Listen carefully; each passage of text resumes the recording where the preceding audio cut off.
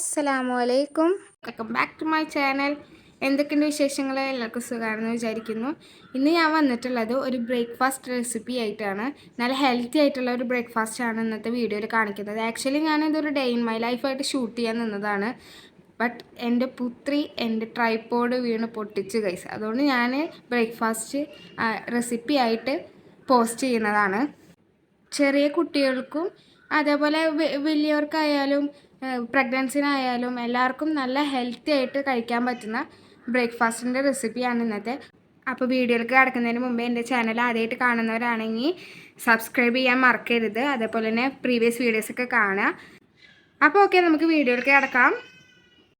നമ്മുടെ കുട്ടികളെ എങ്ങനെ പ്രോട്ടീൻ റിച്ച് ആയിട്ടുള്ള ഫുഡ്സ് കഴിപ്പിക്കും എന്ന് ആലോചിച്ച് നടക്കുന്നവരാവില്ലേ നമ്മളെല്ലാവരും. അപ്പോൾ അങ്ങനെ ട്രൈ ചെയ്യാൻ പറ്റിയിട്ടുള്ള ഒരു റെസിപ്പിയാണ് ഇന്നത്തെ റെസിപ്പി ചെറുപയർ ദോശയാണ്. അതിന് വേണ്ടിയിട്ട് തലേദിവസം തന്നെ വെള്ളത്തിൽ സോക്ക് ചെയ്ത് വെച്ചിട്ടുള്ള ചെറുപയറാണ് എടുത്തിരിക്കുന്നത്. അതിലേക്ക് 3 പച്ചമുളകും 3 അല്ലി വെളുത്തുള്ളിയും ഒരു ചെറിയ കഷ്ണം ഇഞ്ചിയും പിന്നെ മല്ലിയില അല്ലെങ്കിൽ പച്ചച്ചീര ചേർത്താലും മതി. അപ്പോൾ അതിൽ രണ്ടിലേതിലെങ്കിലും കുറച്ചും കൂടി കൂടിയിട്ട് നല്ല ഫൈനായിട്ട് അരച്ചെടുക്കുക. തലേദിവസം സോക്ക് ചെയ്ത് വെച്ചതുകൊണ്ട് തന്നെ പെട്ടെന്ന് തന്നെ അരഞ്ഞ് കിട്ടിക്കോളും. അപ്പോൾ നന്നായി അരച്ചതിന് ശേഷം ഞാൻ മിക്സിയിൽ കുറച്ചും കൂടി വെള്ളം ഒഴിച്ചിട്ട് അടിക്കുന്നുണ്ട്. കുറച്ചും കൂടി വെള്ളം ഒഴിച്ചാലാണ് അതിൻ്റെ കൺസിസ്റ്റൻസി കറക്റ്റ് ആവുള്ളൂ. അതുകൊണ്ടാണ് കുറച്ചും കൂടി വെള്ളം ഒഴിച്ചിട്ട് അടിച്ചത്. പോരാത്തതിന് അങ്ങനെ അടിക്കുമ്പോൾ എല്ലാ പേസ്റ്റും കംപ്ലീറ്റ് ആയിട്ട് ജാറിൽ നിന്ന് പോരും ചെയ്യും. പിന്നെ നന്നായി ഇളക്കി യോജിപ്പിക്കുക. അതിനുശേഷം പാകത്തിന് ഉപ്പ് ചേർത്തിട്ട് നന്നായി ഇളക്കണം.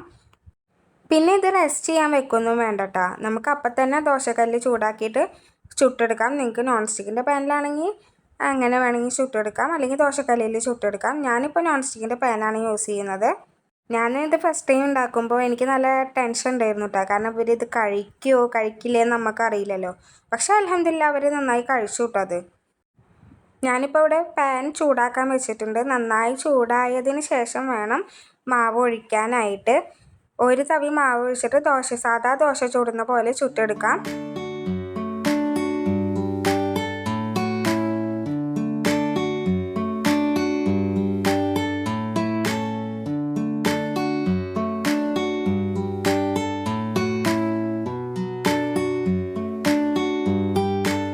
ദോശ മുരിഞ്ഞ് വരുമ്പോഴേക്കും അതിൻ്റെ മേലെ നമുക്ക് നെയ്യോ ബട്ടറോ അല്ലെങ്കിൽ സാധാ വെളിച്ചെണ്ണയോ സ്പ്രെഡ് ചെയ്ത് കൊടുക്കാം.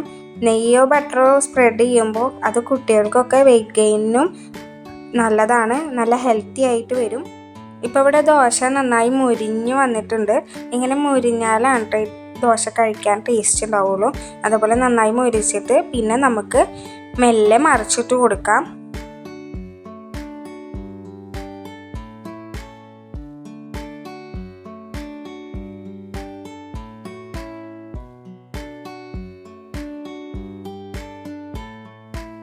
നമ്മുടെ സൂപ്പർ ക്രിസ്പി ദോശ ഇവിടെ റെഡി ആയിട്ടുണ്ട്.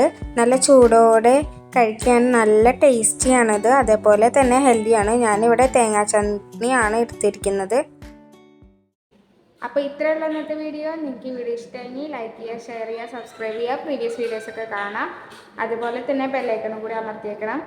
ഇനിയും ഇതുപോലത്തെ വീഡിയോസായിട്ട് ഞാൻ വീണ്ടും വരുന്നതായിരിക്കും. അതുവരേക്കും സ്റ്റേ ട്യൂൺ. ബൈ.